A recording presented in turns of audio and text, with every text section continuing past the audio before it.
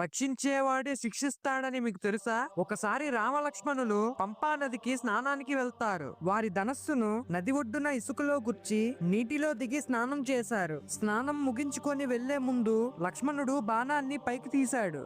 అప్పుడు ఆ శ్రీరాముడు బాణం కోనకి ఉన్న రక్తపు మరకని చూసి లక్ష్మణుడితో, లక్ష్మణ, మనమేదో ప్రాణానికి అపకారం చేసినట్లు ఉన్నాం. బాణం కోనకు రక్తం అంటుకుంది చూడు అని శ్రీరాముడు అనగా, వెంటనే లక్ష్మణుడు అక్కడ ఉన్న ఇసుకను చేతిలోకి తీసుకొని చూసేసరికి ఒక కప్ప రక్తసిక్తమై ప్రాణాపాయ స్థితిలో కనబడుతుంది. శ్రీరాముడు విచారంతో ఆ కప్పని చూస్తూ, నీవు పాము నోట్లో పడినప్పుడు బెకబెక అని శబ్దం చేస్తావు కదా, ఇప్పుడు శబ్దం చేయలేదే, అరిస్తే నేను రక్షించి ఉండేవాడిని కదా అని కప్పతో అనగా, అప్పుడు ఆ కప్ప బాధతో, నేను పాము నోట్లో పడినప్పుడు ఓ రామా నన్ను రక్షించు, నన్ను కాపాడు అని మొరపెట్టుకుంటాను. కానీ ఇప్పుడు నన్ను రక్షించే రాముడే నన్ను చంపుతున్నందుకు